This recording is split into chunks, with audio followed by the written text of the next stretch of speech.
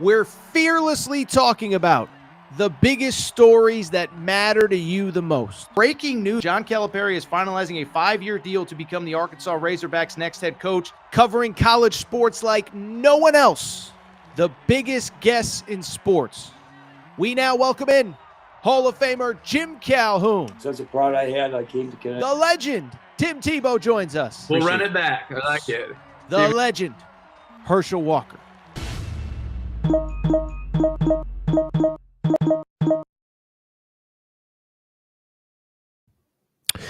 Welcome in, everybody. Tuesday night edition, Aaron Torres Sports Podcast. I'm your host, Aaron Torres. Hope everybody's doing well. Hope everybody's having a great day. There's no way to beat around the bush. This is our Sweet 16 preview here on a Tuesday evening. A little bit early to start looking ahead, but I don't think it's too early if we waited till Wednesday. I want to give you plenty of time to swallow, digest, think about all these games, and we're going to break them all down. We're going to start in the East. We're going to go to the West. We're going to talk Midwest, South, all these games.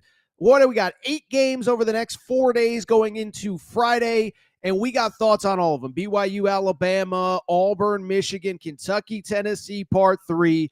I'm so fired up for the Sweet 16. I know everybody keeps telling you, oh, there's no Cinderellas. Yeah, give me BYU, Alabama in a game that's probably going to be 100-98. Give me Tennessee, Kentucky, part 3. Give me Houston, Purdue. I think all these games are going to be awesome. Arkansas, Texas Tech. It is going to be an unbelievable week, and I cannot wait to talk about it all. From there, by the way, we will do a Tuesday portal update. I swear, listen, I'm going to talk portal when there's news, and there is big news. Donovan Dent is in the portal. Elliot Cadeau is in the portal. And I'll be blunt, I think we're already starting to get an idea of what some of these big programs are going to do. I think Arkansas maybe has its eye on a player or two. Same with Kentucky. And so we're just going to roll through the big portal news of Tuesday. Probably no Wednesday show, but that's okay. We'll get to it here. We'll cover everything basically today. Before we get started, a couple quick reminders. One, make sure you're subscribed to the Aaron Torres Pod YouTube channel on YouTube. New clips, new videos going up every single day. We are well over 52,000 subscribers right now. If you're watching on Twitter, by the way, go over to YouTube, click like, subscribe, all of that. We appreciate your support. Also, make sure you are following on, you're subscribed on Apple, Spotify, wherever you get your podcast. Sorry, I'm already thinking ahead to Thursday. I got all sorts of stuff rattling around in my brain right now, but make sure you're subscribed on Apple and Spotify as well. You want to do your boy Torres a solid, go ahead and subscribe over there. Download the podcast. It helps us over there as well. But yeah, we got a lot to talk about here today. Also, before we get started, a couple other reminders. First of all, do want to thank our friends, do want to thank our partners. We got to thank, you see their logo right there at the top of the screen, BetUSTV, BetUSTV.com, okay? So BetUSTV last year took us to the Final Four in Phoenix. We were there when UConn beat Purdue. They smacked down Zach Edey and the boys, and we will be back here we will be in San Antonio this year. Me and producer Matt, all sorts of content, ton of good stuff. So excited for the trip down to San Antonio. I was there for the 2018 Final Four when Villanova beat Michigan. And based on the teams that we're going to get, it's going to be an incredible event. So thank you to BetUSTV for sending us. And a quick reminder, it's that time of year. You need sports coverage of pretty much everything. Major League Baseball starting up, NHL, NBA playoffs. Go to BetUSTV.com. They have wall-to-wall coverage, analysis, betting advice, all that good stuff. The college basketball stuff is phenomenal. My buddy Corby rocks over there. Jeff Nadeau, formerly of Barstool, they do a great job covering college basketball. So BetUSTV, that is the place to go for all of your sports coverage. We appreciate their support as they are sending us to the Final Four this year. Speaking of support, we appreciate the support of our friends and the ticketing partner here of the Aaron Torres Pod and Aaron Torres Pod YouTube channel. I am, of course, talking about SeatGeek and SeatGeek.com. Bottom line, it's that time of year. Listen, weather's getting nice. It's a little bit sunny out a little bit later. You want to spend time outside. You want to enjoy time with friends, with family, doing all that good stuff. Well, you want to go to concerts. You want to go to shows. Maybe you're going to the NCAA tournament this weekend, and what you're going to want to do is go to SeatGeek.com. With over 28 million downloads, SeatGeek is the #1 rated ticketing app with over 70,000 events available on their website. The cool part is, listeners of the Aaron Torres Pod, check this out. You get $20 off your first purchase with promo code Torres. So if you're going to the NCAA tournament this weekend, you're one of those Kentucky fans that's driving up to Indianapolis, you're one of those Tennessee fans driving up to Indianapolis, you're one of those Purdue fans driving to Indianapolis, you're one of those BYU fans or Duke fans going to Newark, go ahead and go on SeatGeek, get your tickets there, and use promo code Torres at checkout for $20 off your first purchase. We love working with SeatGeek. Promo code Torres to get $20 off your first purchase. All right, with that said, it's a busy Tuesday night. There is no more time to waste, so let's go ahead and get to the topic of the day. Topic of the day, we are down to 16 teams here in college basketball. Couple things before we get to the previews. First of all, ratings came out. I believe the number is second highest rated opening weekend of the NCAA tournament ever. Stop telling me that you hate the fact that there's no upsets at all. No. We got phenomenal games. We have phenomenal teams. We have phenomenal storylines. And now it sets up what should be excellent Sweet 16 and Elite Eight games. Find me one Sweet 16 game this weekend that you're not excited about, that you could kind of take it or leave it. And it's no disrespect to the 15 seeds and the 13 seeds, but when you get Kentucky, Tennessee, again, BYU versus Alabama, Duke versus Arizona, these are great matchups. And so let's go ahead and dive in. Let's start with the first game, which transparently I think might be the best game of the Sweet 16, a 7:09 Eastern Time tip in Newark, New Jersey. We are talking about the BYU Cougars. You know, Torres is Cougar crazy. We've talked about it plenty. Against the Alabama Crimson Tide, a matchup of the 2 seed in the East versus the 6 seed in the East. Of course, BYU coming off that wild upset, if you want to call it that, over 3 seed Wisconsin. I believe BYU was a 1-point underdog, so by technicality, it was maybe a little bit of an upset, but not by much. BetUSTV.com betting odds are Alabama a 5.5-point favorite in this game. Coming in, just a couple quick thoughts about the opening weekend.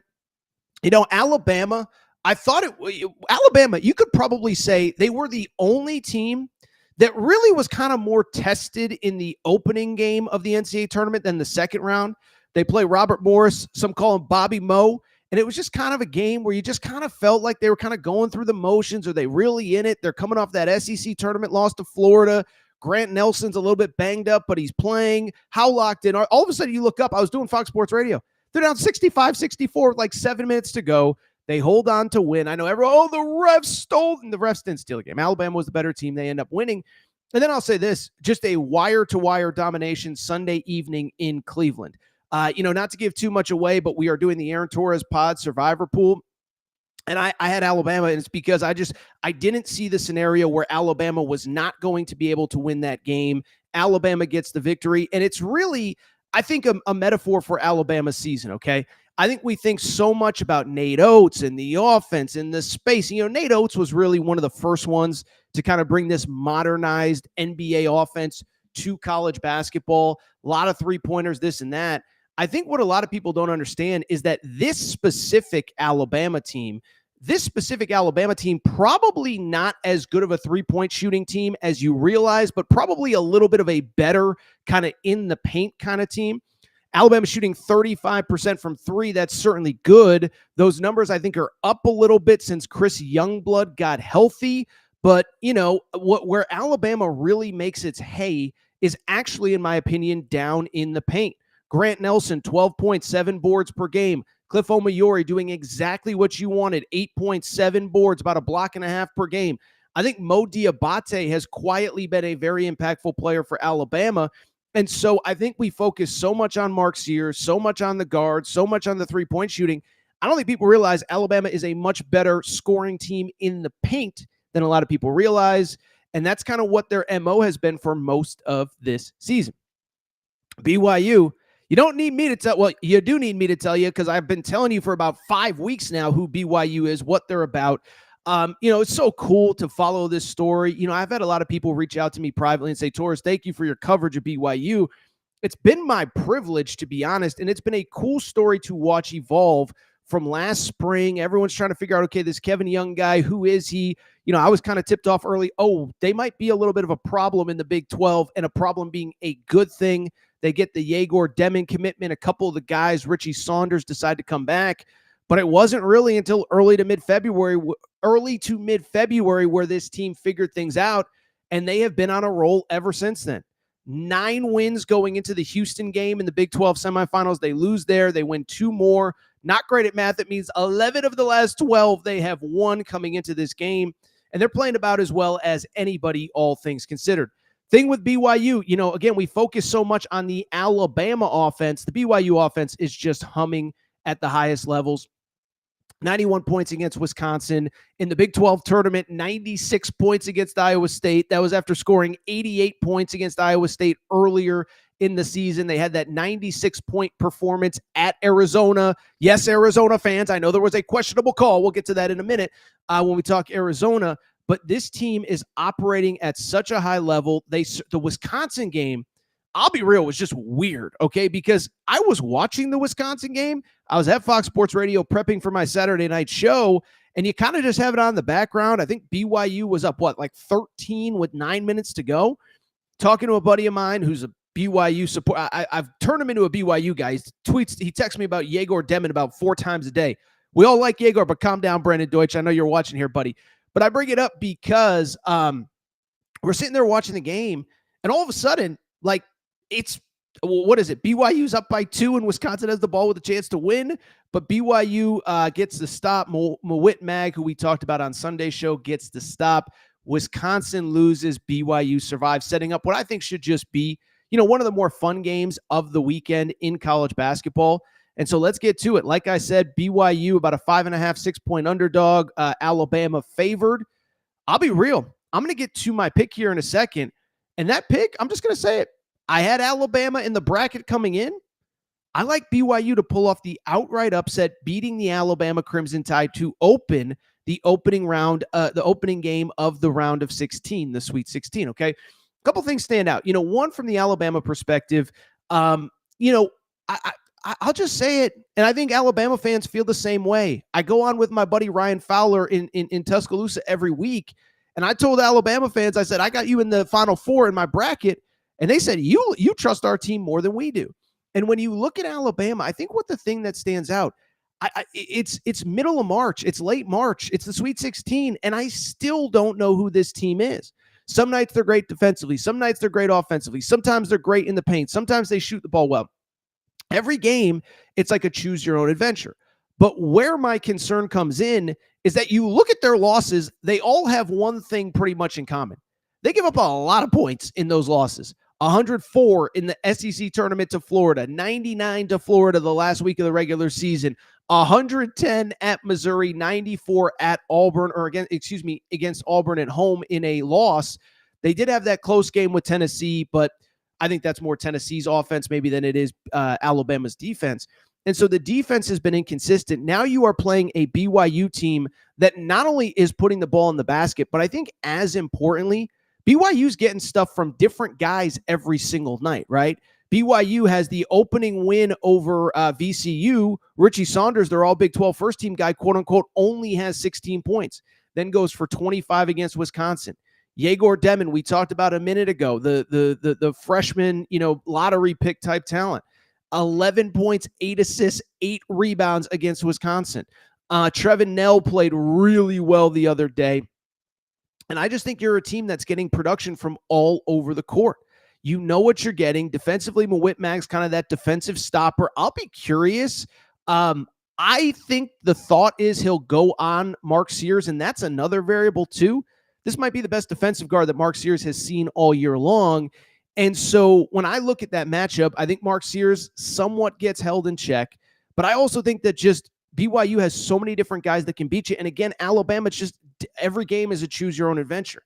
Only thing I will say, I do worry a little bit in the paint. I do think BYU, Keba Keita, the Incredible Hulk, as producer Matt calls him, is a very special talent. He's going to need some help. Richie Saunders, Yegor, it's going to have to be a gang rebounding effort because Alabama is bigger.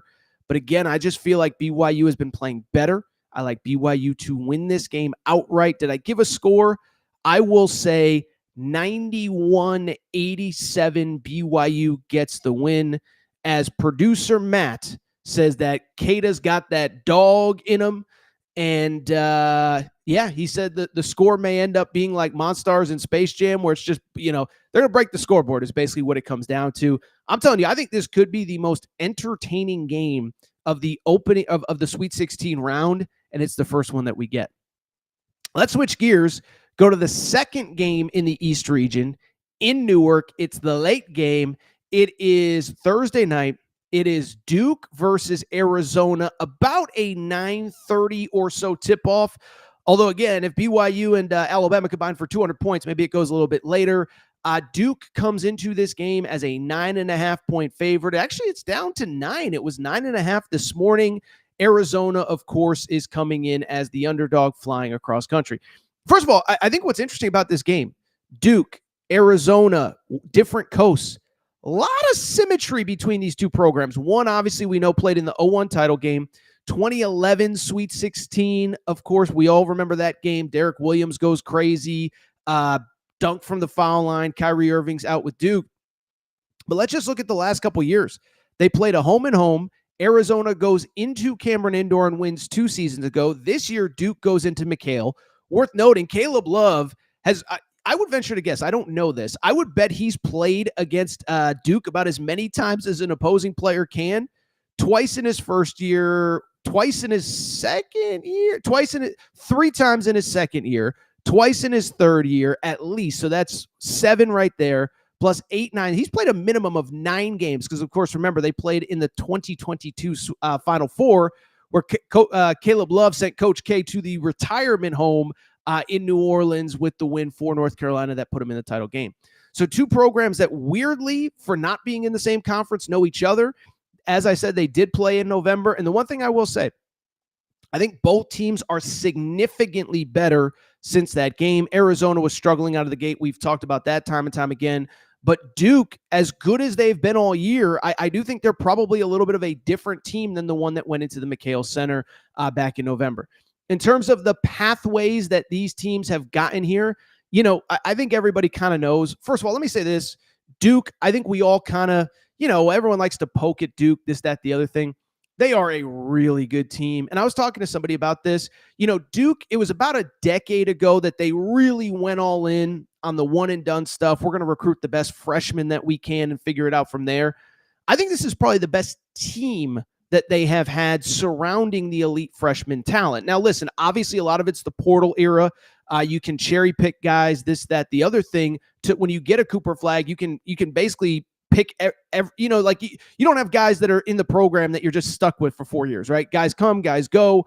But I give John Shire credit. I think he did as good of a job as you could putting a team around Cooper Flag. And, even go back to that year they had Zion. It's like that team really wasn't built that well. It was just Zion was so good. RJ Barrett was so good that they kind of overwhelmed everybody. Well, this team overwhelms everybody, and they're just awesome all across the board.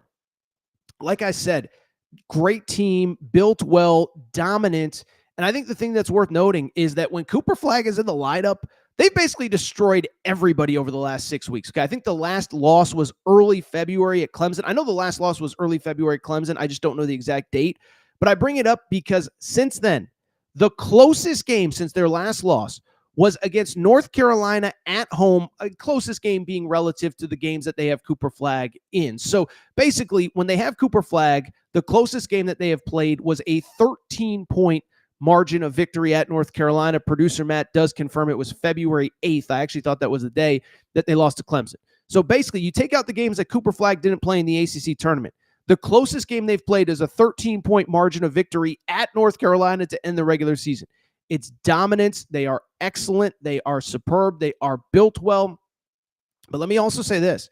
You know who I think is built pretty well and probably doesn't get enough credit for it?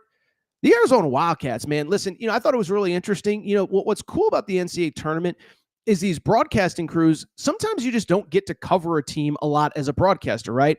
So like Robbie Hummel, I think works for Fox and ESP or Fox and CBS. Those teams, those networks don't have the Big 12. And so this was the first time last weekend, him seeing the Arizona Wildcats. Jalen Rose, who obviously doesn't normally cover college basketball, was also in the broadcast booth. And hearing them talk about Arizona, they were like, wow, This team is way more impressive in person than we realize. They have all the boxes, right? And we talked about this on Friday night show. If you tuned in late with us on Friday, a lot of you didn't. It was kind of a little bit of a quiet crowd on Friday. But we talked about the fact Arizona, they were talking about on the broadcast, they have all the freaking pieces, okay?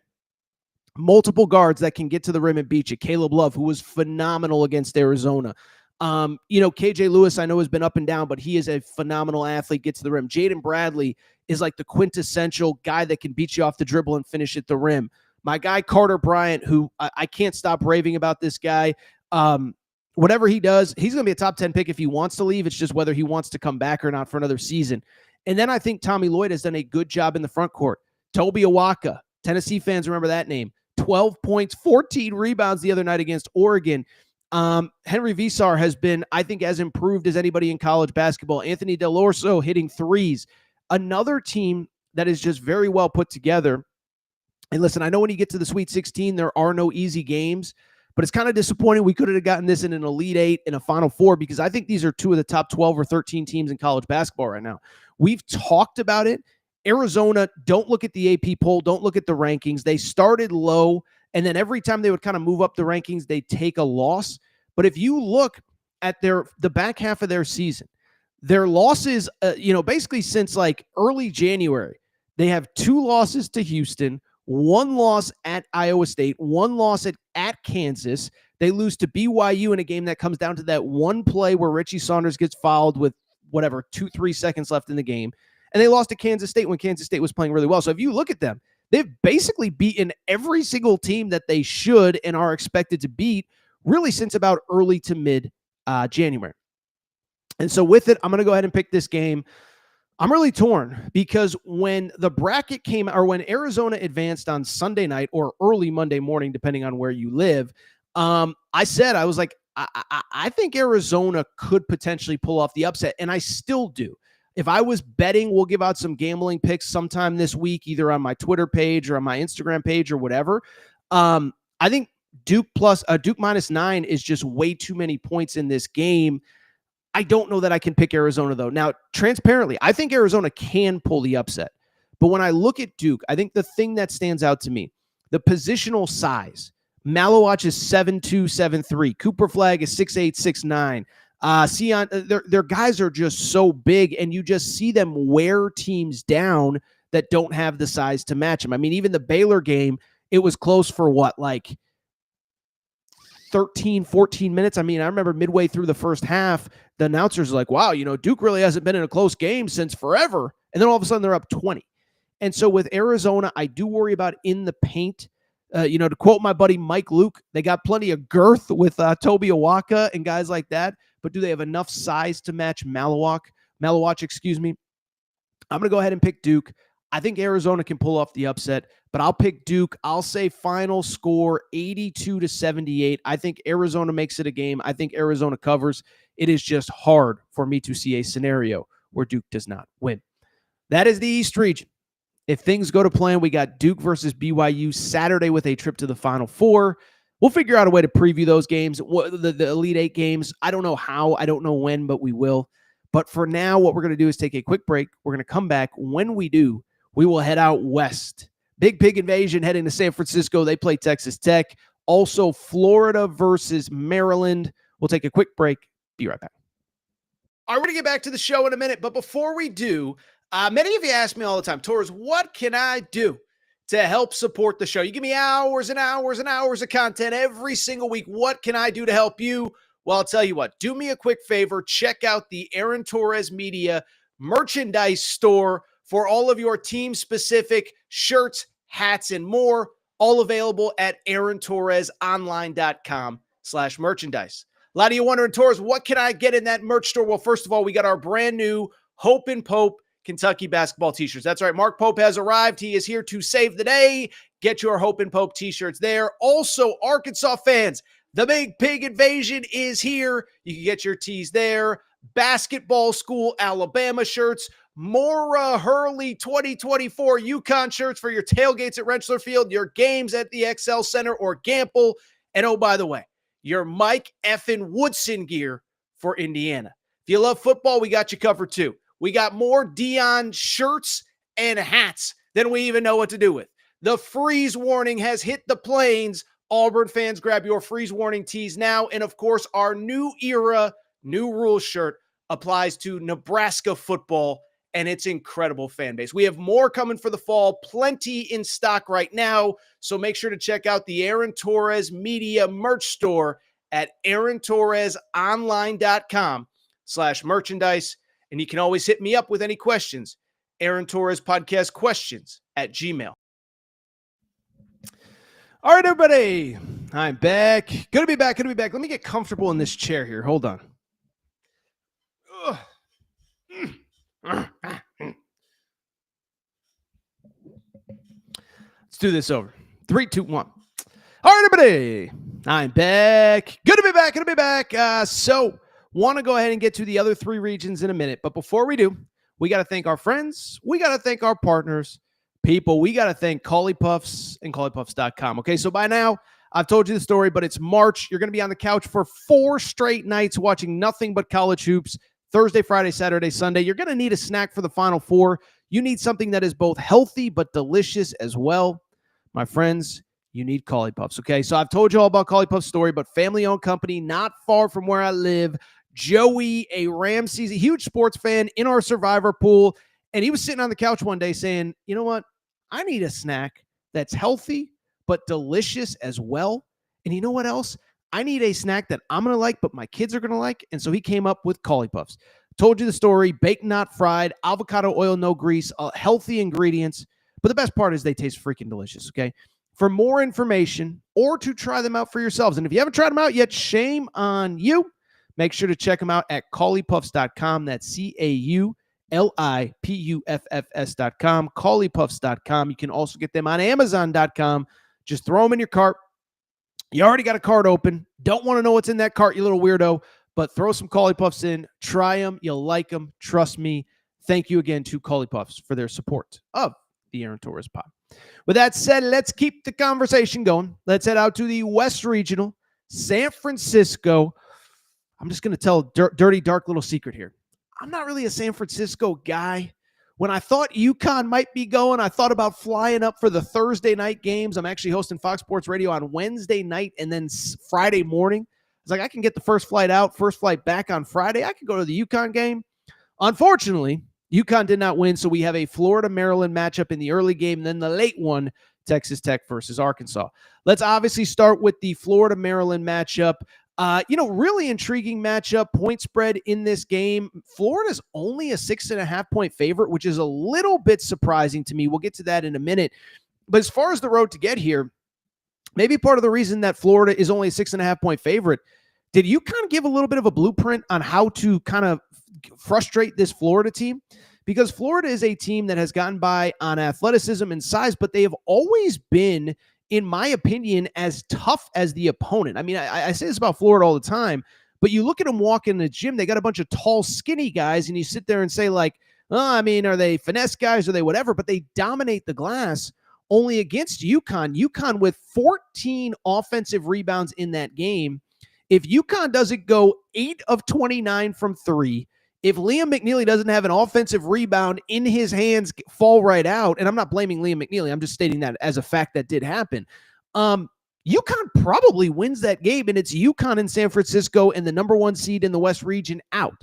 Florida gets the win. The big reason why, I mean, we know why. It's because they got Walter Clayton and nobody else does. By the way, quick side tangent. I love this whole thing of like, just because there's no highly ranked team, or just because there was no upsets doesn't mean it's NIL and portal related. That's been the conversation this week. Yeah, it is. Because if there was no NIL and there was no portal, Walter Clayton would be doing this at Iona, and Iona would probably be a 12 seed, kicking everybody's butt and taking names. Anyway, back to the topic. Florida gets the win. They survive. But I would worry a little bit if I was Florida. Was something exposed with the Gators? By the way, listen, I think Todd Golden is a brilliant young coach. I thought he looked a little tight on the sidelines. There was at least once, and I think twice, where he called a timeout right as a TV timeout was coming up. And so credit to Florida. They survive. Walter Clayton is phenomenal. They get the win. Now they're facing the Crab Five and the Maryland Terrapins. Listen, you don't need me to tell you about Maryland. Maryland, of course, beats Colorado State at the buzzer. Listen, I don't think we even talked about it on Sunday's show. Here's my quick stance on the Dairy Queen buzzer beater. Yeah, it was probably a travel, but a couple things stand out. One, first of all, let me say this, and I said this on a show the other day, is travel is not reviewable, okay? And so it's not like it's a tip in or a foot out of bounds or what is it? When you put when you put your hand over the rim. Why am I blanking on the name of it? It's I don't know. I'm fried, man. I'm fried. Yes, a goaltend. Thank you, producer Matt. Producer Matt keeping me in checks and balances here. So the point I'm trying to make about the Derek Queen shot is it's not like it's a goaltend. It's not like it's a whatever that's a reviewable play. Did it go out of bounds? Who did it go out of bounds? If you make that call in that moment and you're wrong, you just stole not only a win from Maryland, but one of the great tournament moments we've had in the last couple years. And so, listen, was it probably the wrong call? Sure. If you're a Colorado State fan, do you have every right to be furious? Absolutely. But I'm not going to yell and scream that they did not call it on the floor. Maryland survives. I think the big thing with Maryland, kind of like Florida, my guys need to show up ready to play because, listen, again, survivor pool, you're watching these games a little bit closely and maybe a little bit more of a different manner. And I just bring it up because you're watching that game and Maryland just came out flat. They were down 7 at the half. How about this? Colorado State, who's not even a big team, out-rebounded them by 10 and had 13 offensive rebounds. If Maryland doesn't get hot from 3, if they don't kind of turn it on late, they don't get the win. And so, just a weird vibe around Maryland. I'll say this too. A little bit of a weird vibe around Maryland right now. Kevin Willard's whining about NIL prices in the media. There's all sorts of speculation that he is going to be the next head coach at Villanova. By the way, I have no personal insight into that. Doesn't really make sense for Villanova to have not made a hire unless they're waiting on somebody still in the tournament. And I'm sorry, they ain't getting, Nate Oates. They ain't getting Kevin Young. They ain't getting John Calipari. So who else could they be waiting for? So weird vibes with Maryland. And coming into this game, I'll be curious how they perform. I think the other thing that's kind of worth noting on Maryland, they haven't been back to the East Coast since the tournament started. They played their first and second round games in Seattle. I think that's part of the reason why they were so flat on Sunday is because they basically probably got to Seattle like Wednesday afternoon. We're sitting in a hotel all day, Saturday, all day, Sunday playing. They didn't play till about 3-4 o'clock in the afternoon on Sunday. And so now they fly straight to San Francisco. It could be one of two variables. They could either be more locked in. They've been around each other more. They've spent time together, or they could be less locked in because they've just been cooped up in a hotel for the last 10 days or so. So I'm curious on that. Florida, kind of the same. Just the fact that, game on Sunday, I know that they had the early tip, so they were probably back in Gainesville by dinner time, 6-7 o'clock. But now you got to fly out on Tuesday. You got the early game Thursday, different time zone. It is a little bit of an adjustment. I wouldn't be surprised if this had some kind of sloppy, slow start to it. But ultimately, listen, I'm going to take Florida. We could go on and on all day. But to me, the Gators are the right pick. Truth be told, I've had people kind of make the argument, would Maryland's front court give Florida problems? I don't really see it. I'll be real. Is that to me, everybody's talking about the Maryland front court, but it's like Florida played against Texas A&M. Florida played against Auburn. Florida played against Alabama. They played against the best front courts in college basketball. And so to me, Tennessee, by the way. So to me, it's hard for me to worry about Maryland when, especially Maryland's two big guys, Derek Queen is great, but he's not, 7'1", 7'2". Julian Reese is a little bit undersized. Like I think they're sort of an undersized front court. So I think this could be ugly early. By the way, this always happens in the West Regional. The tip-off is so early that the crowd isn't great for that opening game. I wouldn't be surprised if it was half empty to start because the game will tip off at about 4 p.m. local time. I've never been to the arena in San Francisco. Hate to say it, probably never will be. Another conversation for another day. But I bring it up because I'm guessing it's probably not very easy to get to. So I would expect a little bit of a slow start. I just don't see the scenario in which Maryland does not win. All right, let's keep it going. Or in which Florida does not win. My bad. All right, let's keep it going. Late game, Thursday night. Arkansas, the 10 seed. Texas Tech, the 3 seed. Betting line in this game. Arkansas is a 5.5-point underdog. Texas Tech is a 5.5-point favorite. This is the late game in San Francisco. By the way, Arkansas fans, if you think you're going to go, SeatGeek.com, promo code Torres. You get $20 off your first purchase. SeatGeek.com, promo code Torres. If you're an Arkansas fan, by the way, you could be a Florida fan. You could be a Golden State Warriors fan that's going to be in the arena. SeatGeek.com, promo code Torres. But let's get to the preview in this game. I love it. First of all, I think Calipari's the story of the tournament. Left for dead. Now he's back like he never left. The emotional scene in Providence with his wife and his daughter. And the other thing is Arkansas is playing really well coming into this game. By the way, crazy that Arkansas, they're the highest seeded team left in this tournament, if I'm not mistaken, but they are the 10 seed coming in. Listen, the big news, and it's worth noting, we're recording here on Tuesday night at 6:38 Eastern time. And I'm a little confused about what Adu Thero's doing. Okay, so Adu Thero first of all, last Friday he practiced. Everybody thought he was playing Saturday. He does not play Saturday. They kind of needed him for Saturday. They could have just used another big body. They survive. Calipari on Tuesday morning goes on Pat McAfee, says, yeah, Thero's going to play. We need him. And then John Rothstein reports that he's got to go through practice, and they'll see from there. My guess is he's going to play. I don't think Cal puts it out there if he's not going to play. And I'll tell you what, another big body, another physical body, and it is the right kind of body that you need against Texas Tech with JT Toppin. Before we get to the Texas Tech side of things, one, I do expect Adu to play. Two, let me say this, I hope that Cal doesn't mess with the starting lineup. I know Adu was as good as anybody early, and the impact that he had was as big as anybody early, but that starting lineup that he has figured out with Jonas Adu and Trevin Brazil, they have seemed to figure things out. I know they weren't on the court for very much against St. John's the other day, but against Kansas, they were a nightmare. Trevin Brazil is a monster, and I think you're now bringing Adu Thero off the bench. That is incredible, but credit to Arkansas. They get here, they get back. By the way, here's the other thing. You can talk about, any of these teams that are playing this weekend. Everybody else had kind of a cakewalk in the round of 64, right? Florida got a 16 seed. Texas Tech got UNC Wilmington. Maryland had Grand Canyon. Oh, Arkansas got the team that was the preseason number one team in the country, and they took care of business before they took care of St. John's. We talked about the St. John's game plenty. I liked the matchup going in, but I just bring it up to say that they got the victory, and that's all that matters. Texas Tech, I think it's a little bit of a quiet 2 games for them. They played UNC Wilmington to open the tournament. Weird game. It was one of the late tips. We were actually live on our Thursday night show before that game even went final, but it was close for a little while, but they kind of pulled away.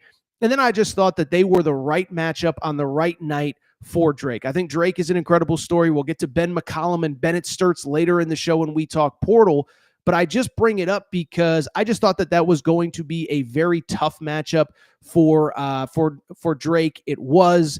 Texas Tech really kind of in control for all the game. They were up 37-30 at the half. It got close in the second half, but there was never really a moment where you felt like they were going to lose. And part of the reason you never felt like they were going to lose is because that front court of JT Toppin and Darian Williams was monstrous. Combined for 53 points on 22 of 41 shooting from the field. Not great at math. 22 of 41, well over 50%. And that front court, I knew they were going to give Drake problems, and that was kind of why I liked Texas Tech in that game. They were another survivor pick. Knock on wood. We'll see. I'm not saying all my survivor picks are right. It was just a good matchup for them. Coming into this one, let's break it down. Let's talk about it. Let's not beat around the bush. Let me give you my pick. Are you ready for this? By the way, old Southwest Conference rivalry, right? I could be mistaken on that. I'm a little young for the Southwest Conference rivalries, but I like Arkansas to win the game. I really do. First of all, with Texas Tech, JT Toppin is the head of the snake. Big 12 player of the year. Portal kid, by the way. We talked about him a lot at this time last year.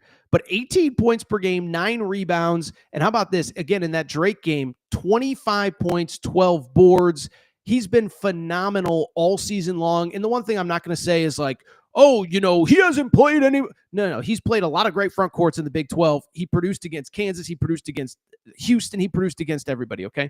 But one, Arkansas does have a unique blend of both size and now depth, especially with Adu Thero likely coming back. I think you can mitigate him a little bit down low. And then the other thing with Texas Tech, because I've had a lot of Arkansas fans reach out to me, the big variable with Texas Tech is like, you have to not let them go crazy from three. Because the thing about Texas Tech, they're going to take a lot of threes. It's funny. I looked it up. I think they're only like 25th nationally in 3-point attempts. But if you watch them, most games, they're just going to shoot the crap. They're just going to take a ton of threes, okay? Opening round game against UNC Wilmington. They could have put it away by dumping it to the Big 12 Player of the Year.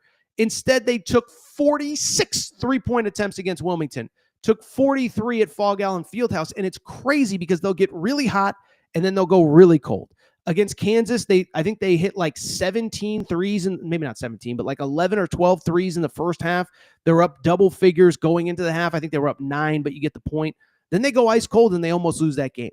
So to me, the key with Texas Tech, you cannot let them get hot to start the game. If they get hot to start the game, we're talking about a scenario you could be down 22-8 before you even blink, and then you're not coming back from there. But if you can limit the 3-point shooting, just don't let them get too hot. I do think you have an advantage down low. JT Toppin is phenomenal. I don't think he's seen the size and physicality. Again, I don't want to say that because he has, but I think Arkansas is uniquely built to slow him down. So I'm taking the Big Pig Invasion into the Elite Eight. Arkansas 84, Texas Tech 79. I think that's similar to the Duke-Arizona game that I just gave, but I do like Arkansas to win and advance to the Elite Eight, where they would face the Florida Gators, which I will admit is a tough matchup for them. We can get to that in just a moment. Let's keep it going. Let's get to the South Regional. Producer Matt's Auburn Tigers are facing the Michigan Wolverines. How about this? An old SEC Big Ten challenge. We want that in football. We got it in basketball. Auburn versus Michigan State. Auburn versus Michigan. Ole Miss versus Michigan State. By the way, Auburn fans, we're telling you, if you're at the games, SeatGeek.com, use promo code Torres. SeatGeek.com, promo code Torres for $20 off. All right, let's get to these games. Let's get to the early ones, and we'll try to go pretty quickly here because the show's already at 40 minutes, and Torres is just doing his Torres thing. First game, it is Michigan State versus Ole Miss. Michigan State in this one is, let's take a look. They are a 3.5-point favorite over Ole Miss. Ole Miss, of course, gets in after the Iowa State game. Let's talk about these two teams. First of all, Ole Miss, listen, I know whenever you compliment Chris Beard, there's a very obvious retort by people that are going to say don't compliment that guy because of what he was accused of. I'm not going to speak on what he was accused of, what he was arrested for, charges dropped, whatever.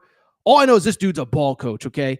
Not only Texas Tech to the national championship game, but also on top of it, not only Texas Tech to the national championship game, think about his last decade. Little Rock, first NCAA tournament win in 30 years. You have on top of that, you also have Texas Tech to the national championship game where, by the way, they were leading with 10 seconds to go. Virginia forces overtime. He goes to Texas. Easy to forget. They were number 1 in the country the year he was fired. You don't like him. I get it. You can't deny he's a heck of a coach. By the way, Ole Miss, their first Sweet 16 since 2001 going into today. Producer Matt, I'll tell you what. Something just happened right behind me. I need to take a quick break. We're going to come back, and I'm going to start the South Regional over. So it'll only take 10 seconds. Everything's okay. Torres isn't about to faint or anything, but I do need to take a quick break. We'll come back, and we will talk. We'll start over with the South Regional, I think. Quick break back. All right, we're going to get back to the show in a minute, but before we do, many of you ask me all the time, Torres, what can I do to help support the show? You give me hours and hours and hours of content every single week. What can I do to help you? Well, I'll tell you what, do me a quick favor. Check out the Aaron Torres Media merchandise store for all of your team-specific shirts, hats, and more, all available at aarontorresonline.com/merchandise. A lot of you wondering, Torres, what can I get in that merch store? Well, first of all, we got our brand new Hope and Pope Kentucky basketball t-shirts. That's right. Mark Pope has arrived. He is here to save the day. Get your Hope and Pope t-shirts there. Also, Arkansas fans, the Big Pig Invasion is here. You can get your tees there. Basketball School Alabama shirts. Maura Hurley 2024 UConn shirts for your tailgates at Rentschler Field, your games at the XL Center or Gamble. And oh, by the way, your Mike effing Woodson gear for Indiana. If you love football, we got you covered too. We got more Dion shirts and hats than we even know what to do with. The freeze warning has hit the plains. Auburn fans, grab your freeze warning tees now. And of course, our new era, new rules shirt applies to Nebraska football and its incredible fan base. We have more coming for the fall, plenty in stock right now. So make sure to check out the Aaron Torres Media merch store at aarontorresonline.com/merchandise. And you can always hit me up with any questions. Aaron Torres Podcast Questions at Gmail. All right, everybody. I'm back. Gonna be back. So no need to worry. Everything's fine. Something happened in the other room. Had to address it really quick, but don't you worry. Torres can do a live show without missing a beat. So let's get to it. Let's get to the South Regional. As we said, Atlanta, Georgia. Producer Matt, you're not going to be there, are you? You're an Auburn guy. No, Producer Matt will not be there. He will be cheering from the Producer Matt estate in an unknown location. We cannot give away his it's like Ryan Day when he was losing at Ohio State. You can't be giving out home addresses here live. So let's get to it. Early game. Michigan State versus Ole Miss. This is the first tip-off on Friday. Kind of mentioned this. A little bit surprised. Michigan State, a 3.5-point favorite coming into this game. First of all, I just mentioned it, but we're probably going to cut this out for the audio pod, so I'll go ahead and be quick here. Chris Beard, man, listen, I understand. If you don't like Chris Beard, if what he was accused of, what he was arrested for, whatever, I get it. I'm not here to sell you on him as a human. What I am here to say, dude knows how to coach ball. Goes to Little Rock, 30 wins, his only year there. I believe it was their first tournament win in 30-plus years when he had been there. Goes to Texas Tech. Goes to a Final Four, goes to a national championship game, easily could have beaten Virginia and won a national title at Texas Tech. Goes to Texas, and I know how it ended, but that season, remember, they were number one in the country. That season, he gets fired. Again, we're not going to relitigate why he was fired. I'm just stating facts, and I only bring it up because he now is at Ole Miss, and in year two, has them in the Sweet 16 first time since 2001. I think the thing with Ole Miss, we kind of talked about it a minute ago with one of the teams. Maybe it was, I think it was Texas Tech, where it's just like they were so kind of in control of both games that you never really were like super invested in their games. Like got up huge on North Carolina. They end up taking care of North Carolina. I know North Carolina made it interesting, but it was never one where you were like edge of your seat. What's going to happen? And then the Iowa State game was just like, oh my goodness, start to finish, wire-to-wire domination. I'm not even going to lie. I think it was on at the same time as that Maryland-Colorado State game. And I remember like just kind of being like, I was watching the end of the Maryland, and I was like, oh, we're like 12 minutes into that Ole Miss-Iowa State game, and it's not even close. And so Ole Miss takes care of business. I think the thing that stands out to me about Ole Miss coming into this game, they did shoot in that game 11 of 19 from three against Iowa State. I just don't know if that's really sustainable for a team that shoots the three ball reasonably well, 34%. I mean, that's well over 50% in that game against Iowa State. So I don't know if that's sustainable. That would be a little bit of a concern for me when you're a 34% shooting team and you shoot nearly 58%. Yeah, you can see that maybe that wouldn't be sustainable. As far as Michigan State, listen, Michigan State, it's cliche, but we've talked about them a million times. They are a team. They're the antithesis, the opposite of what the new age basketball says. We talked about Nate Oates being one of the first guys, threes and layups. Michigan State's like, yeah, we don't really want to shoot threes. We don't shoot it well. We just defend our butt off and we rebound the crap out of the ball, okay? New Mexico game, they win by 8, but I really just thought they wore them down late. In that game, they shoot 4 of 15 from 3. But what Michigan State does as well as anybody, they just get on the boards. They beat you up. They're one of the best rebounding teams in all of college basketball. And they just make your life miserable. This is an old school Izzo team. It's kind of wild to me is that Izzo was kind of one of those guys that as kind of all these coaches left, Tony Bennett, Jay Wright, Roy, you kind of just wondered, is Izzo really built for this era? But he's kind of talked about like, we kind of figured out this NIL thing. And I think more than anything, this is just a team that even though it's 2025, they play like an old school Izzo team. Top 15 in rebounds. Field goal percentage defense is there. They just kind of beat you up and make you miserable. And I'll be real.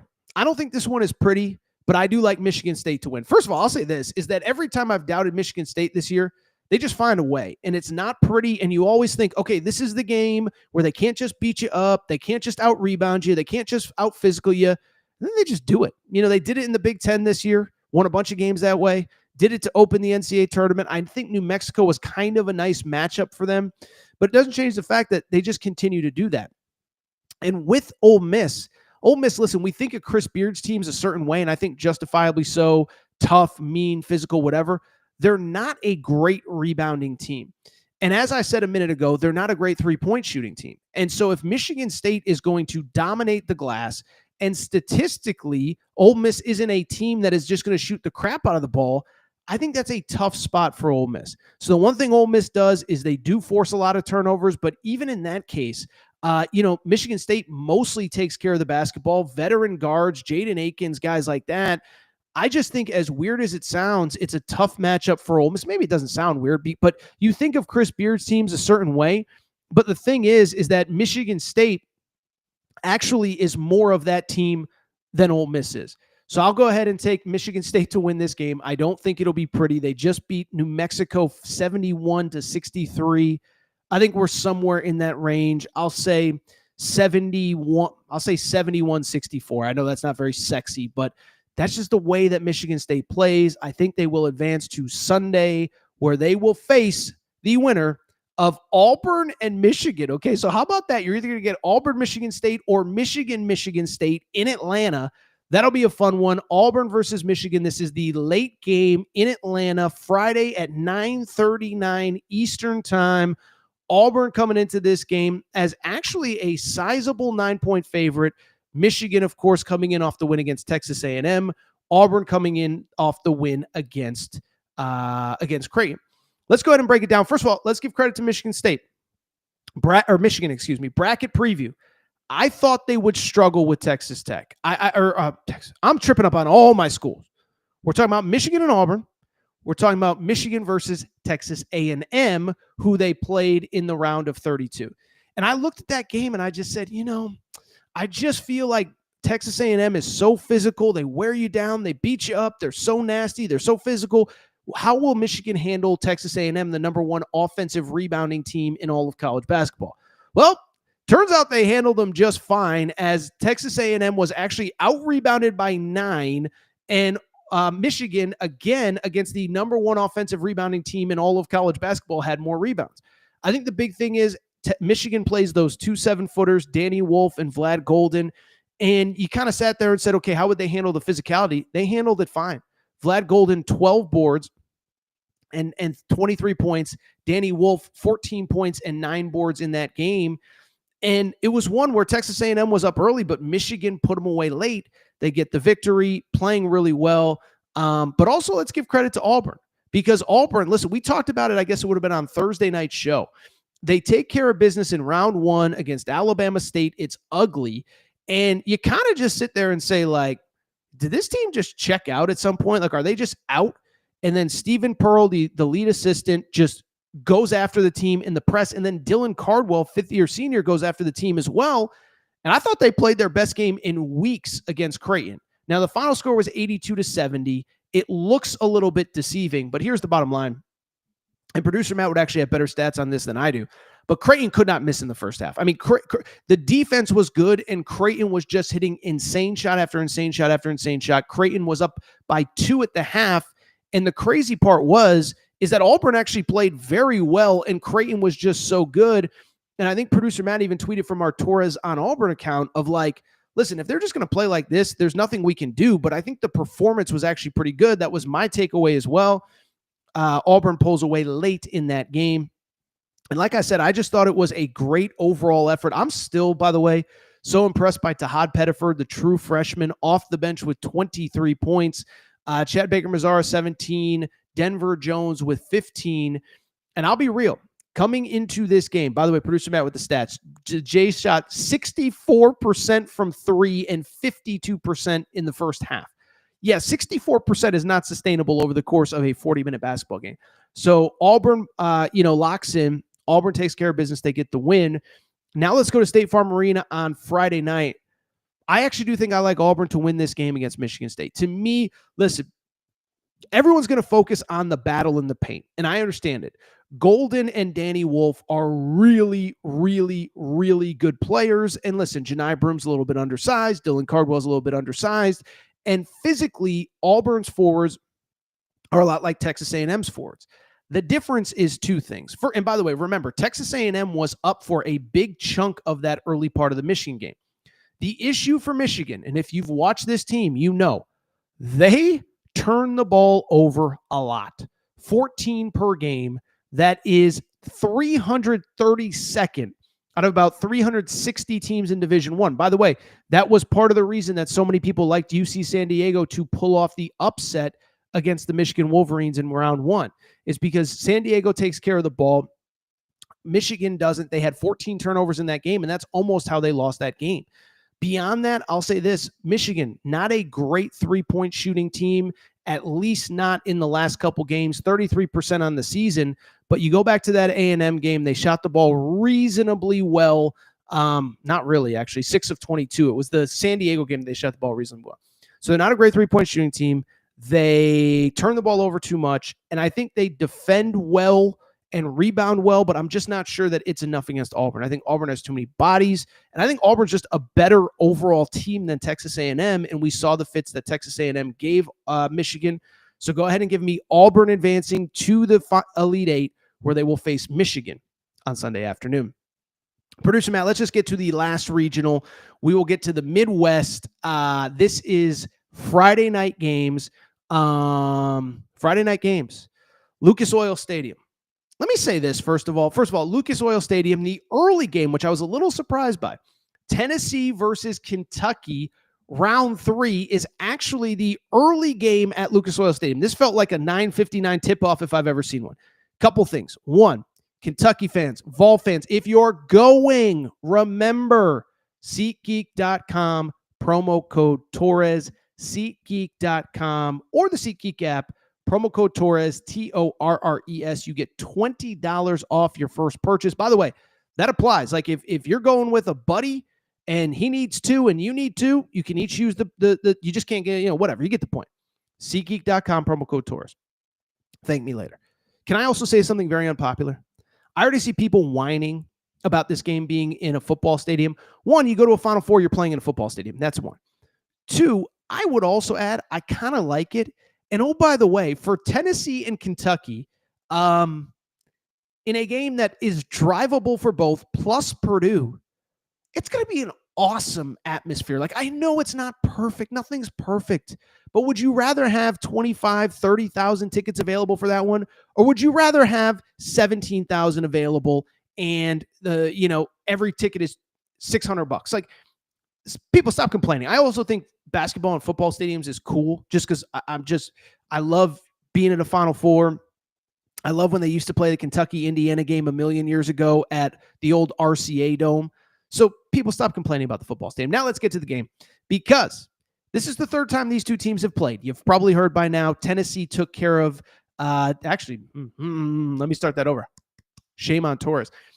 Kentucky took care of Tennessee in each of the first 2 games. What was especially interesting, first game, no Jackson Robinson, no Lamont Butler. Second game, no Jackson Robinson with Lamont Butler. He did play in that game, but Kentucky gets both wins. Both were kind of surprising when they happened. In terms of the pathway to get here, listen, credit where it's due for Kentucky. We talked about it on Sunday night, but listen, what Mark Pope is doing, listen, I know that, Mark Pope and Kentucky fans are always going to defend him, and every other fan base is always going to say, oh, you need to prove it in March, never won a tournament game. Always thought that narrative was BS. But what that guy did to get this team to the Sweet 16, I think is unbelievably impressive. But as impressive is, again, what we talked about on Sunday night's show.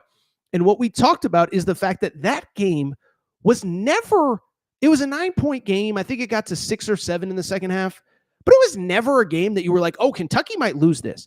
And the thing that stands out to me that is most impressive about Mark Pope is the fact that basically you could name 1 or 2 games where Kentucky didn't come out ready to play. Ohio State right before Christmas is kind of the one that stands out. But for the most part, yeah, they've lost to good teams, but they've never just lost because they weren't ready to play. Even the Arkansas game at Rupp, like, offensively, they were on fire. They just couldn't get stops. And by the way, it turns out Arkansas is better than we realized at the time. And so I just bring it up to say, like, what Mark Pope is doing to have this team in the Sweet 16, the manner in which they got there, kind of dominating Illinois, wire to wire, is unbelievable. By the way, should mention, Kobe Brea sort of became a household name on Sunday. 23 points, 3 of 8 from 3, 10 of 16 from the field. I saw so many people talking about him as a second-round pick, NBA draft pick after this game, after the game on Sunday. Shows you the impact the spotlight of an NCAA tournament can have.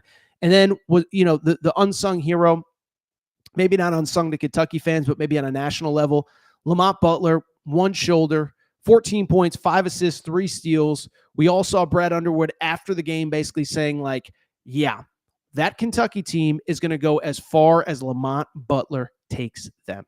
So Kentucky gets to Lucas Oil Stadium, Sweet 16, first year under Mark Pope. By the way, without their second leading scorer. The Tennessee side of things, can we just say this?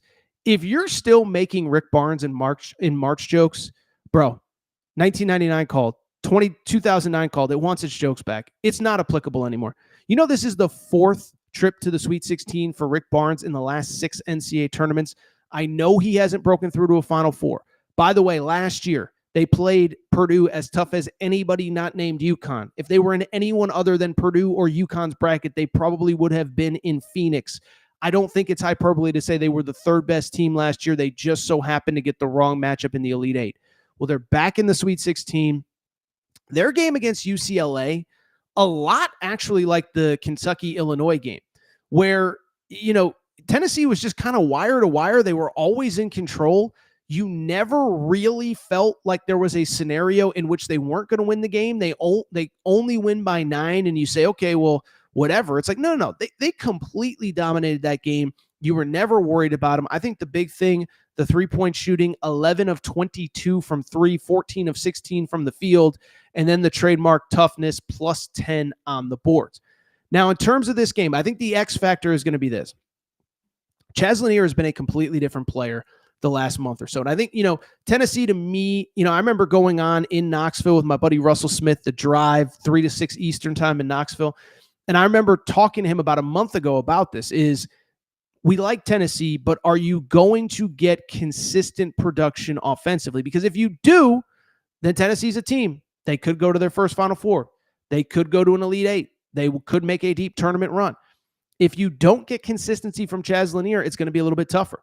Well, 6 of the last 11 games for Tennessee, Chaz Lanier has scored 20-plus points. He is starting to figure things out. Jordan Gainey has had a few, Jordan Gainey. I always get Jordan and Justin mixed up. I apologize, Vol fans, but Jordan Gainey, 24 points in the SEC championship game, 13 the other day. And you're getting production from those guys. Now, the one concern I will have, those guys don't have Lamont Butler as a point guard. And so with it, I am picking Kentucky to win this game and Kentucky to advance to the Elite Eight. They say, by the way, it's tough to win 3 times in a row against the same team. I've asked a lot of basketball people that. They're like, no, that's not really true. It's not true. Is if you're good enough, you take care of business. But to me, the X factor in the whole variable is Lamont Butler on Chaz Lanier.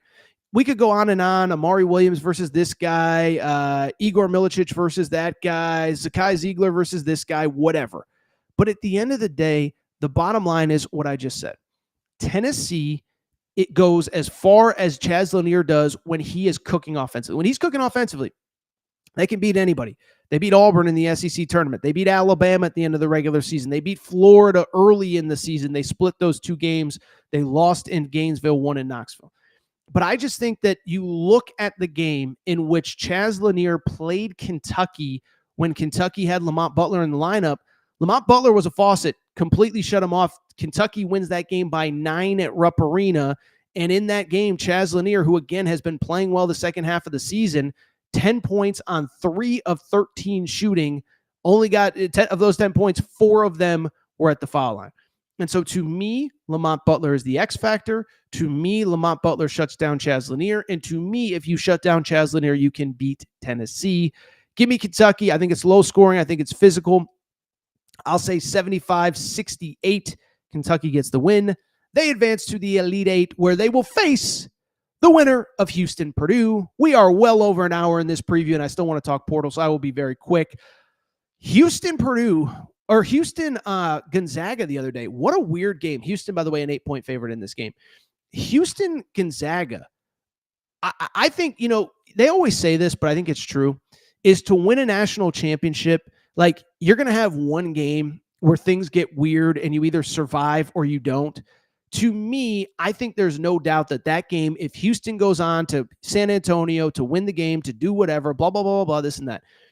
I think that the Gonzaga game is the one where you sit there and say, like, oh, they had to survive that one. Because you look at the Gonzaga-Houston game, like, what stood out about that game? Oh, it's very simple. Gonzaga shot 50% from the field against the best field goal percentage defense in college basketball, okay? I'm sorry. Listen, Houston could lose to Purdue. They could lose in the Elite Eight. They could lose in the national. They're not going to give up 50% shooting from the field the rest of the season. And you wonder how that game was close. Houston only made one more three than Gonzaga, same number of free throws. The rebounding was similar. The only difference in that game was that Gonzaga could not miss from the field. And so if you're a Houston fan, I'm actually not worried. I'm just happy that I survived, and I'm moving on to Purdue. Purdue, listen, give them credit. Every Purdue fan thinks Torres hates Purdue. I don't hate Purdue. But the bottom line is they played a 13 and a 12 seed, took care of business in both of those games. And they largely just did it in dominant fashion. I think there were a lot of people coming into the McNeese game that said, well, what about McNeese's athleticism? What about their size? What about their this? What about their that? Purdue, it was just never really competitive. Will Wade, love Will Wade. Hoping to have him on the show again soon now that he's officially the NC State coach. But Purdue just from start to finish completely dominated that game and really used the size to their advantage. How about this? Plus 17 on the boards. Trey Kaufman-Renn, 22 points and 15 rebounds. Trey Kaufman-Renn had 15 rebounds in that game. McNeese had 24 as a team, okay? So McNeese versus Trey Kaufman-Renn, McNeese is plus 9. But you add in Trey Kaufman-Renn with everybody else, they dominate. I just don't know if it's sustainable. I don't know if it's sustainable against a much more bigger, athletic, and physical team in Houston. And I'm going to pick Houston to win. And what it really comes down to for me, you know what this game actually reminds me of? It reminds me of the 2024 national championship game, UConn versus Purdue. And if you listen to this show, I was live at the Final Four. And I just said, I watched UConn versus Purdue in the national semifinals. UConn survives Alabama. And I remember saying on the show that night, I said, well, this is over. UConn's going to win the national championship. I said, Zach Edey could go for 40, and he almost did. I said, Purdue's guards aren't athletic enough to get anything on UConn. I think I said on the show that night, I said I would expect Purdue's guards to get, I think it was Lance Jones, Braden Smith, and Fletcher Loyer, whichever one it is. He had a brother that played at Michigan State. I'm an hour into this live stream. I apologize. But Loyer, Smith, and Lance Jones. I said they're going to get under 25 points. I think they had like 16. And so it was never close because of that. And I worry about the same thing with Houston. They're so physical. They're so tough. I don't think those Purdue guards get to their spots. I'll say Houston 74, Purdue 64. Houston wins. They will face Kentucky in the Elite Eight. For those of you just joining us, you need to go back and listen. But I have Houston versus Kentucky in the Midwest on Sunday. I have Auburn versus Michigan State, 1 versus 2 in the South on Sunday. Saturday, I will have Duke versus BYU, 1 versus 6 matchup on Saturday. And then the second one, how about this? 1 versus 10, SEC on SEC. I will have Florida versus Arkansas. By the way, if that plays out, we could have potentially three SEC teams in the Final Four. We'll see if we get there. But those are my official Sweet 16 picks. By the way, we'll have a full recap show on Thursday night, recapping the first night of the Sweet 16. We'll figure out Friday as we go. All right, so what I want to do, take a quick break. When we come back, listen, I'm going to be real. The intention isn't always to talk portal, but we're talking about something that you guys care deeply about. And Tuesday, the portal popped. What's his face? Donovan Dent is in the portal, Mountain West Player of the Year. Elliot Cadeau. Bennett Sturts was in the portal for about half a second, sort of. So we'll come back. We'll talk portal. By the way, some interesting developments at Arkansas, at Kentucky. We'll take a quick break. Be What's up, everybody? It's AT, and listen, long day of podcasting, sometimes don't always look the best. So look at this. It's a little bit not great, okay? Well, here is the great news. The great people at Firebox said, Torres, you're a professional. You just got 50,000 subscribers on YouTube. You need to look better. And so they sent me a couple awesome things. I want to pull them out for you right now. This is all from the winter collection, by the way. Spring collection is coming out. We got the vest, very, very, very nice. The sweater, very professional for when I go to professional events. We got these nice blue jeans. I think the question now everybody's asking is, Torres, how do you actually look when you put that stuff on? Let's find out. Well, what do you think? Sweater fits perfectly. Great for all occasions. When I go to games, when I go out to a dinner, warm weather, cool weather, it's perfect. Speaking of perfect, these jeans are phenomenal. Great for games, great for social events. Oh, by the way, a little bit stretchy if those New Year's resolutions aren't going on as planned. Really quickly, we got to try out. Let's try out the vest. It fits perfectly, not a surprise. So here's the deal. If you want to look as good as Torres, this is what I need you to do. I need you to go to Firebox.com. That's Fioboc. Firebox.com. And here's the best part. For listeners to the Aaron Torres pod, you get 20% off with code Torres20 at checkout. We also put a referral link in all of our YouTube videos. Thank you to Fioboc. By the way, make sure you're following them on social media at Fioboc. Thank you to Fioboc. You want to look as good as Torres, check them out. Again, promo code Torres20 for 20% off. All right, everybody. I'm back. Good to be back. Good to be back. Final segment of the show. So good to be back. If you are following on YouTube or podcast, on Monday, we did a transfer portal day one kind of news and notes segment. And the intention was to just leave it as beat. But two things. One, you guys and girls loved it. And two, Tuesday was off the chain in the transfer portal. And we're starting to get big names in. But two, beyond that, we're starting to get a feel for, okay, even these schools that are still playing in the tournament, we're kind of getting a feel for like, this school might be interested in that guy and keep an eye on this guy and blah, blah, blah, blah, blah, blah, blah, blah, blah. So what I want to do, a Tuesday night transfer portal update, and there is a lot to discuss, okay? So let's get to it. The first thing, biggest name in the portal so far, no doubt about it. Donovan Dent, guard, New Mexico, okay? If you listen to this show, listen, I'm not going to lie and say we talked a ton of New Mexico this year, but I watched this kid, 20 points, 6 assists per game, a little undersized, 6'2", 6'3", but I remember watching him, and I think I said it on the show. This kid could produce and play at any place in all of college basketball. Okay, this isn't, he's in the Mountain West and, how good is the comp? No. He is a phenomenal player. The fact that they kind of kept him this year and kept him out of the portal last year is kind of incredible and a testament to probably some of the stuff that they did behind the scenes. By the way, remember, New Mexico, of course, had him and JT Toppin on the same team 2 seasons ago, not this year, but last year.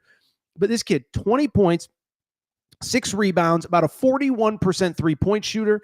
And when I tell you, I believe there's a chance that when we look back on the portal, that this could be the number one player that enters the entire spring, and he enters on day 2.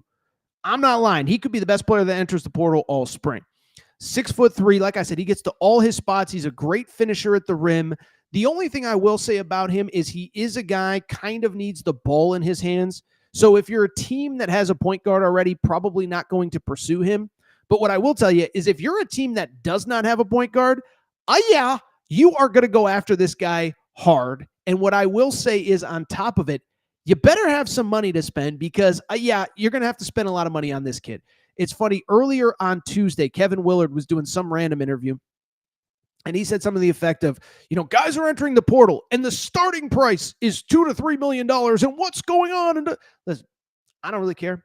I do kind of find it funny. The coaches that are complaining the most are probably the ones that don't have the money to get the guys that they want.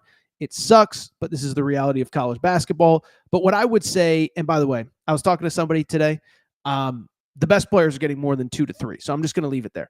But I bring it up because of the best players that are available. If 2 to 3 is the starting price, that's going to be a Donovan Dent starting price. But what I would also say is anybody who can afford it that needs a point guard, they're going to go all in on this kid, okay? And so I'm just going to speculate on a couple schools. I have no super inside information. And the one thing I will say, and I tell fans this all the time, don't fall in love with kids because they may enter the portal thinking they're going to go somewhere. They may take a visit thinking they're ready to commit, and then someone comes in with more money, someone comes in with a better opportunity, and things change fast. I saw, as far as Donovan Dent, by the way, a couple things. One, he's from SoCal originally, Corona Centennial High School. That has generally been a place that UCLA recruits pretty well. My only concern is I don't know if UCLA is going to have the money to get that kid. I don't think UCLA is a school that right now is spending top dollar on players. I think Mick Cronin actually did a good job of raising money last offseason, but I just bring it up because I had a lot of people hit me up. You think UCLA will get him? You think UCLA will get him? I don't think that they can afford him if he's going to go for the price that I think he is. Saw somebody mention Duke with him. I don't really see that one either. With Duke, one, they have Caden Boozer. That's Cam Boozer's twin brother. I don't think they're going to bench Caden Boozer. I think it'd be kind of, I don't say it's a bad look, but I don't think they're going to bench Caden Boozer. I think he is going to be starting in the backcourt next year. The other thing is Donovan Dent. Duke has been this year all about positional size and making sure they have guys that fit a certain body type. Donovan Dent isn't really that guy. But like I said, anybody that needs a point guard and has money to spend, they're going to go after this kid. And so he's from the West Coast. I don't think that limits him. We know Florida's going to need guards. BYU, I'm just throwing it out there. BYU, they want to put together a championship team around AJ DeBonsa. I'm just throwing it out there. The point I'm trying to make, every school in America that needs a guard is going to go after him. I can't even begin to imagine the type of teams that are going to be involved. But again, if your team needs a point guard and they have money to spend, I guarantee you they're going to be in the mix for Donovan Dent. Let's keep it going. This is an interesting one. In some ways, I think it's a little bit sad, actually. Elliot Cadeau, point guard, North Carolina, started 68 games over the last 2 years. Long story short on him, former five-star, reclassified into, I believe, the class of 23, ends up going to North Carolina early, plays there last year on the ACC championship team, and then, of course, played this year as the starting point guard at North Carolina. Overall, good guard, about 6'1". You can see there 9.5 points per game, 6 assists, which was second in the ACC, 1 steal. The three-point shooting got better this year at 34%. Why I say this was sad, I saw this, is that he, after North Carolina lost to Ole Miss in the NCAA tournament, he was actually asked not about coming back to North Carolina. He was asked, do you want to come back to North Carolina? And he kind of gave a, yeah.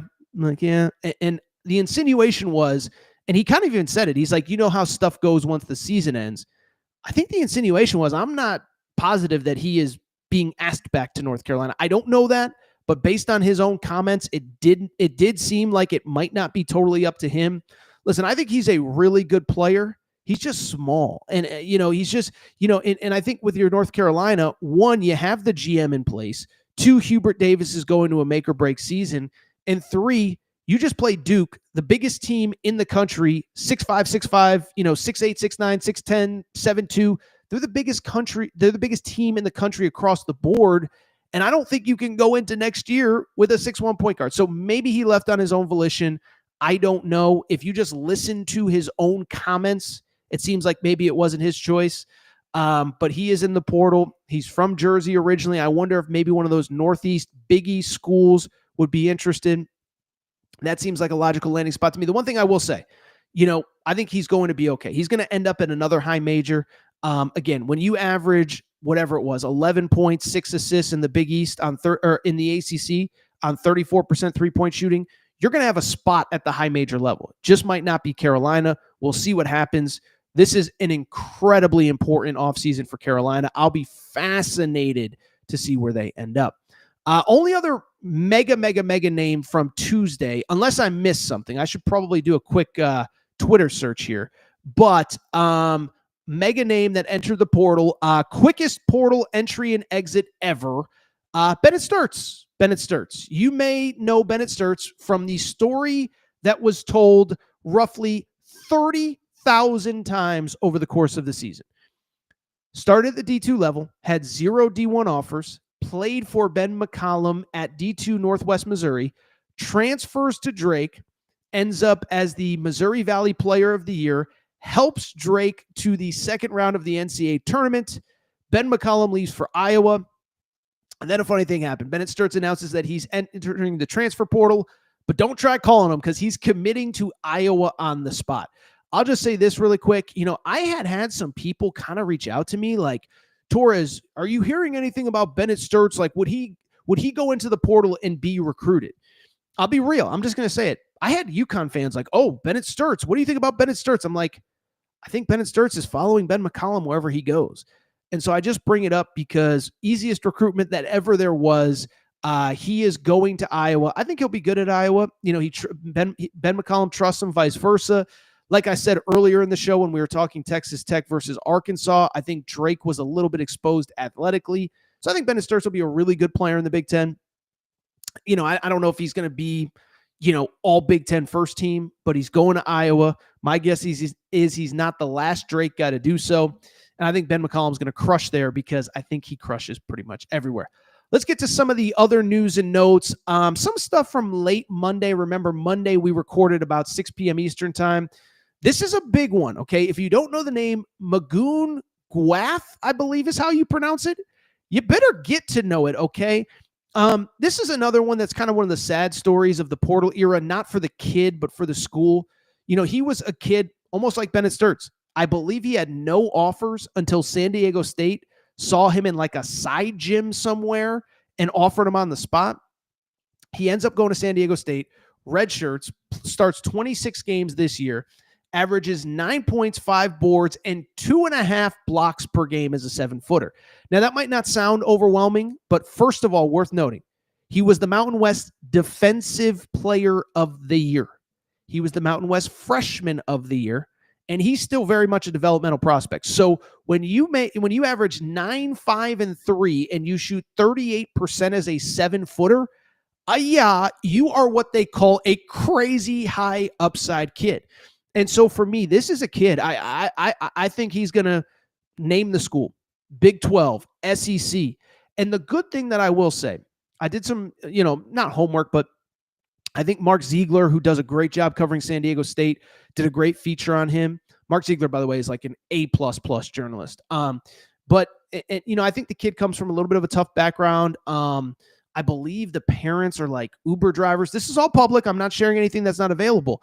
So it stinks for San Diego State, but this could be life-changing money for this kid. So I'm happy for the kid. I'm happy that he's going to be able to help his family. And I'm here to tell you, name the school. They're going to 7-footer, 9, 5, and 3 as a true freshman, as a redshirt freshman, 3 years of eligibility left. We're talking about a potential All-American by the time he's a junior, senior. The only thing that stands out to me as far as potential schools, and I think it's early, Texas Tech, the last 2 years has taken the Mountain West Freshman of the Year. JT Toppin last year from New Mexico, Darian Williams from Nevada the year before. Magoon Gwath is from Texas originally. Kind of a spot that makes sense. Sean Miller's looking for players at Texas, so it feels like a Texas school would probably make the most sense, but he is a very talented player. I have not put together my first portal list, but I'd probably have him at number 2 behind Donovan Dent. Really good player, though. He entered late Monday. Let's keep it going because I think we're starting to get some ideas on some players and some landing spots. Lamar Wilkerson, okay? I saw somebody say this. I thought it was a good comp. Is he this year's Chaz Lanier? In other words, super low major guy, really didn't blow up until his junior year, but has 1 year of eligibility left and is going to cash in big time. Okay, producer Matt with the great stats on the bottom of the screen. 20 or more points in 9 games in league play. He averaged, this is kind of crazy, 21 points per game, and he shot 45% from the three-point line. The crazy part is this, took 7.5 three-pointers a game. So when you shoot 45% and you're taking 1 or 2 a game, that's good. When you're taking 7.5 three-pointers, it's like, what are we even doing here? Okay. So this kid did declare for the NBA draft, but the thing that's worth noting on him, he is from Ashdown, Arkansas. Okay. I'm not going to lie. Don't know a lot about it. Did do a long Wikipedia search on that town. I think it's about 3,000 people. He's from the state of Arkansas. I will tell you, I believe he is a priority for Arkansas. Okay. Crazy thing about Arkansas, there's a chance they really don't need that many players. They have the 3-man recruiting class with Darius Acuff, Is it Malik Thomas? Why am I blanking? I'm blanking on everything today. Malik Thomas and Isaiah Sealy. They're not going to need a lot because some of their guys, Billy Richmond's probably going to come back. DJ Wagner, I would think, was come back. But they will need a replacement for Nelly Davis. I believe Lamar Wilkerson is going to take priority. Veteran guard, good guard, fill that spot for Nelly Davis. I think he is a priority for Arkansas. We know Arkansas is going to have money to spend too. And I think the interesting thing is, and this goes for BYU, this goes for a lot of places, is they're going to have money to spend, and they now have a proof of concept. Like, it's one thing to try to raise money for NIL after you go 10 and 20, but Arkansas, BYU, all these schools that already had money, now they're winning. So Lamar Wilkerson, I would think Arkansas would make a run. I saw Matt Jones reference Kentucky as well. I'd be stunned if he's anywhere other than Arkansas next year. Let's keep it going. I just mentioned Kentucky. A couple names have emerged with them. I think I might have mentioned one yesterday. I don't even know. All these days are running together. But the player that I want to talk about there, you can see it at the bottom of the screen. A player that I think, it's a guy you're going to need to know. Cam Williams, a player who played at Tulane this past season, okay? So listen, the stats don't blow you away. 9.5 points, 41% three-point shooting, 4.5 rebounds, 6'9" forward, okay? And I know what people are going to say, oh, why is Mark Pope? Here's the thing. He just finished his freshman year, okay? All AAC freshman team. And the one thing we have to remember, you're not only trying to build a team for 2025, 2026, you're trying to build a program. And so you don't want to have to flip your roster every offseason. And so to me, first of all, we know that Kentucky is very much in the market for a stretch four. They went after Caleb Wilson hard. They did not get him. It's okay. He ends up at Carolina. That's the 5-star. I think they poked around on Nate Ament, but I'll be real. The price tag is going up on him. I still think Louisville is the team to beat there. And I think they probably just said, you know what? We can spend all that money on a 5-star, or we can get a proven commodity at the college level that we can have in our program for 2 or 3 years. So Cam Williams, super athletic, 9.5 points per game. Like I said, a very good three-point shooter for a 6'8", 6'9" guy. I can see why this was prioritized. By the way, good job by my buddy David Sisk of Rivals.com. Cats Illustrated, I believe, is the website. David Sisk is the freaking man. Make sure you're following him. But he was the first one on this, showing interest. And I think we're going to see a lot of that 6'8", 6'9"-ish type player for Kentucky. They're going to need a stretch four. Also, forgot to send this to you, producer Matt, so I'll just say the name really quick. Elijah Freeman, a D2 star at Lincoln Memorial, was a guy that they actually have already reached out to. So to me, again, scoring on the wing, big forward, 6'8", 6'9". Elijah Freeman is another name to know there. D2 from Lincoln Memorial. And then I saw this one, a little bit surprised by this, but let's talk about him really quick. Alvaro Fargois. Okay, I'm so sorry if I tripped over the name, but this was the Horizon League Player of the Year. A player that, listen, I think it makes a lot of sense in terms of why Kentucky would prioritize this kid. Kentucky, first of all, this was Matt Jones who had this report, but 6'9", 6'10", he's more to me of a low post guy than a kid like Cam Williams, but 6'9", 6'10", shoots the three ball well. 6'9", 6'10", said it 3 times. That's the last time I'll say it, I promise. Originally from Spain, 14 points, 9 boards per game. And it makes sense to me for this reason, is that with Amari Williams moving on, Brandon Garrison probably moves into the front court. So now you need another body in the front court as a backup to Brandon Garrison. Do you want to go out and try to get a 7-foot, freshman, or do you want a veteran experienced dude in the portal? And so when I look at this guy as a sophomore this year, 14 points, and as I said, 9 boards per game, he's another one. I don't think he's going to be in the top 10 of anybody's portal list, but if you already have a starting center, you don't need a 22 and 10 a night guy. So I like the fit, and I'd say more importantly, I like the way Mark Pope is trying to build around the pieces that he expects to have back. Brandon Garrison will be back. Until further notice, I expect Otega Owe to be back as well. We'll see what happens. I wouldn't be surprised if he declared. And then you got those 3 freshmen, and plus the guys that you have coming back, Colin Chandler as well. But you need other veterans in the portal. You don't need to go get another high school player, and you don't need a superstar.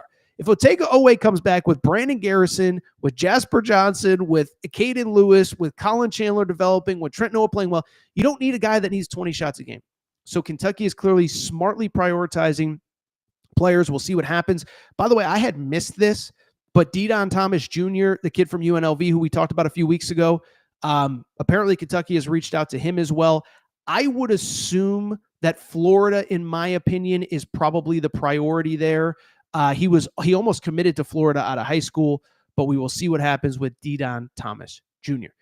All right, producer Matt, we are at well over almost 2 hours, hour and 20.